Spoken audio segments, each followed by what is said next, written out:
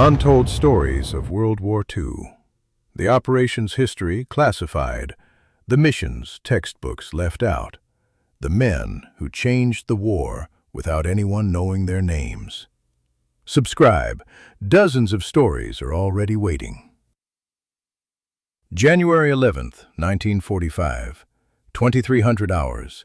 Wewak Harbor, New Guinea. The first torpedo detonates against the hull of a 10,000-ton Japanese freighter. Steel tears apart like paper. Fire erupts into the night sky, turning the harbor into a blazing inferno. The second explosion hits a tanker carrying 50,000 gallons of aviation fuel. The ship doesn't just sink, it disintegrates. A fireball climbs 300 feet into the air. Debris rains down across the harbor like burning confetti. 3 more explosions follow in rapid succession. 5 Japanese ships destroyed in less than 120 seconds. Inside the carnage, a single American submarine is racing through the destruction it created. Patrol boats scramble. Shore batteries open fire blindly into the smoke. Depth charges explode in random patterns. And somewhere beneath the waves, 76 American sailors are holding their breath, praying they survive the next 5 minutes. This is the story of USS Flasher and Commander Reuben Whitaker, a man who was told his plan was suicidal, who entered an enemy fortress considered impenetrable, and who sank more enemy tonnage than any other submarine captain in the Pacific War. But how did a submarine end up inside an enemy harbor? How did one man convince 75 others to sail directly into certain death? And why did the Japanese never see them coming?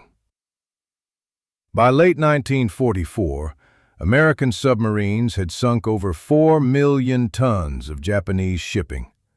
But Japanese commanders had adapted. They routed their convoys through protected harbors where submarines could not follow. Fortress ports with layered defenses, minefields, patrol boats, shore batteries, destroyer escorts. These harbors became sanctuaries where Japanese ships could gather, resupply, and depart in protected convoys. Wewak Harbor on the northern coast of New Guinea was one of the most heavily defended. Shore batteries armed with 6-inch guns covered every approach. A minefield containing over 200 magnetic mines stretched across the harbor mouth. Patrol boats operated around the clock in overlapping patterns. A destroyer was always stationed at the entrance. 3 American submarines had been lost near Wewak in 1944 alone. Naval intelligence estimated the harbor was supplying over 50,000 Japanese troops in the region. For every month the war continued, approximately 30,000 Allied servicemen would be killed or wounded. Every supply ship that reached a Japanese base meant more bullets fired at American troops. Something had to change. That someone was Commander Reuben Whitaker. Whitaker was 36 years old in January 1945. Born in Kansas, raised in a modest family, he had entered the Naval Academy at Annapolis with no family connections and no particular advantages. Only an unusual mind. Where others saw obstacles, he saw opportunities. Where others accepted limitations, he questioned them. He chose submarine duty when the best officers sought battleship commands, and by the time war came, he had spent nearly a decade learning everything about submarine warfare. In June 1943, he was given command of USS Flasher.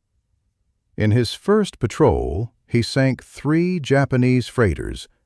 In his second, a tanker and 2 cargo ships. By his 5th patrol, Flasher had sunk over 50,000 tons of enemy shipping.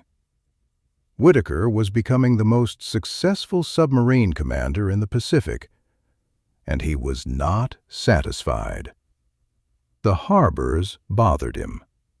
He would track convoys for days, watching them gather supplies at protected anchorages, knowing he could not touch them until they ventured into open water. It felt like watching the enemy reload their weapons while being forbidden to shoot. So he began studying harbor defenses obsessively, obtaining charts showing minefield layouts, analyzing patrol boat schedules, examining shore battery positions. And slowly, a radical idea formed in his mind. Japanese harbor defenses were built on a single assumption: that any submarine attack would come from outside. Every defensive measure pointed outward. Minefields blocked the approaches. Patrol boats searched the surrounding seas. Shore batteries covered the ocean. But what if a submarine got inside? He brought the concept to his executive officer, Lieutenant Commander Garrison. The reaction was immediate. "Skipper, that is suicide. Pure and simple suicide." Whitaker smiled. "That is exactly what the Japanese think. That is why they are not looking for us inside their harbors." The minefield at Wewak used magnetic mines, triggered by the magnetic signature of a ship's hull. But submarines could be degaussed, their magnetic signatures neutralized. A properly degaussed submarine could pass directly over a magnetic mine without triggering it. They would enter at night, new moon, zero visibility, running silent on the surface at low speed. Patrol boats were looking for periscopes and torpedo wakes, not a surfaced submarine moving like a shadow. They would slip through the channel, submerge inside the harbor, position at the exit point, and wait. When the convoy departed at dawn, it would sail directly into their torpedo tubes. The crew learned of the plan the night before the operation. Whitaker gathered all 75 men and told them exactly what would happen if they succeeded, and exactly what would happen if they failed. When he finished, there was silence. Then, from the back, Torpedo Man Jenkins spoke up. "Skipper, you are absolutely out of your mind." Whitaker nodded. "Probably." Another silence. Then Jenkins grinned. "But those Japanese bastards will never see it coming, will they?" No one requested transfer. No one asked to be left behind. These men had watched Whitaker make impossible shots at impossible ranges. They believed him. If you want to keep discovering stories like this one, operations buried in classified files for decades, pulled back into the light, this channel exists for exactly that purpose. The subscribe button is right there. At 2100 hours, USS Flasher approached the outer edge of the Wewak minefield. The night was moonless. Cloud cover blocked the stars. Visibility was measured in feet. The first mine passed beneath them at 2127. Sonar reported a metallic contact 40 feet below the keel. No one breathed. The mine did not detonate. More mines passed beneath them, 5, 10, 20. Each one a potential death sentence that somehow failed to trigger. The submarine threaded through the invisible field of destruction like a ghost. At the harbor entrance, directly ahead, a Japanese patrol boat was crossing the channel. One wrong move, and they would all die. Whitaker's calculation was instant.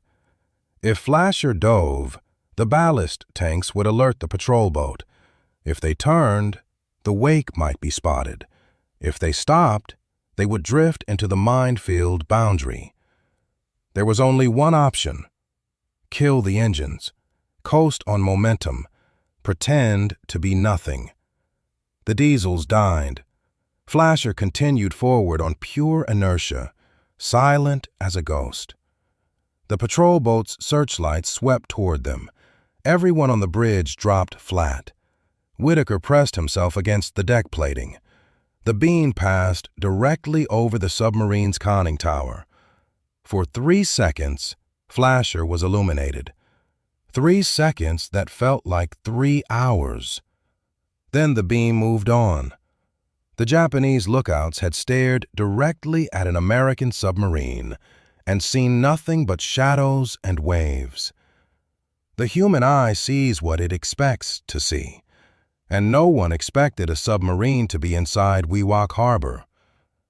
USS Flasher entered the harbor, passing within 200 yards of shore battery positions, close enough to hear Japanese voices, close enough to smell cigarette smoke from the gun emplacements. At 2300 hours, Flasher reached her attack position and submerged to 60 feet. Whitaker raised the periscope and swept the harbor. Dozens of ships, freighters, tankers, supply vessels. The entire Japanese logistics network for northern New Guinea anchored within torpedo range. At 4:30, the convoy began to move, 5 ships forming for departure, 6 torpedoes in the water in less than 90 seconds. The first torpedo struck the lead freighter amidships. The shock wave slammed into Flasher's hull like a giant fist, shattering light bulbs and throwing loose equipment across the deck. The tankers went simultaneously, their fuel igniting instantly. Even 200 feet below the surface, the crew could feel the heat. The ammunition freighter detonated with a blast that registered on seismographs in Australia, 1,500 miles away. 5 ships destroyed in 120 seconds. Then came the hardest part: escape. The destroyer escort was hunting them. Depth charges crept closer with each barrage. At 50 yards, a gauge cracked, water began seeping through a valve, and the chief engineer reported hull integrity compromised. Whitaker had seconds to decide. "Blow all ballast, emergency surface, we're running for the harbor entrance." On the surface, the harbor was apocalyptic. Fires everywhere. The destroyer turning to face them 800 yards away. No way around it. Until Whitaker saw the burning tanker drifting slowly across the channel, positioned between the destroyer and the entrance, a wall of fire blocking the pursuit route. "Flank speed, we go through the fire." For 45 seconds, Flasher passed through hell. And then they were through. At 05:12 hours, USS Flasher cleared Wewak Harbor. No casualties. 76 men had sailed into an enemy fortress, sunk 5 ships, and escaped through a burning harbor under destroyer attack without a single serious injury. The message that reached Pearl Harbor caused a sensation. The Japanese High Command convened an emergency meeting and assigned a dedicated hunter-killer group specifically to destroy USS Flasher. When the intelligence report reached Whitaker, he smiled. "Good. If they are chasing me, they are not protecting their convoys." 2 months later, in the South China Sea, he located the hunter-killer group and attacked them first. Both patrol boats sunk in under 4 minutes. Then he turned and destroyed 5 ships from the convoy they had been protecting. The tactic became standard doctrine across the Pacific Fleet. Attack success rates increased 31% in the following month. USS Flasher completed her 6th war patrol, having sunk 21 ships, over 100,000 tons of enemy shipping. The highest confirmed tonnage of any American submarine in World War II, a record that still stands. There is one final detail, classified for decades and only revealed in 2003. Whitaker was not the first to propose penetrating Wewak Harbor. 3 months before Flasher's raid, Lieutenant Commander Robert Hayes, commanding USS Paddle, had submitted a nearly identical plan. It was rejected as too risky. 3 weeks later, USS Paddle was sunk by a Japanese destroyer, with the loss of all 80 crew members. Hayes had the same brilliant idea. He was told no. He followed orders. He died. Whitaker had the same idea. He pushed harder. He found the right moment. He became a legend. The difference between the two men was not brilliance. It was timing, persistence, and the willingness to keep proposing the impossible until someone finally listened. On the bridge of USS Flasher, moments before they entered Wewak Harbor, Whitaker told his crew something every one of them remembered for the rest of their lives. "The enemy has decided what is possible. Our job is to prove them wrong." They did. And the line between impossible and legendary turned out to be nothing more than the courage to try.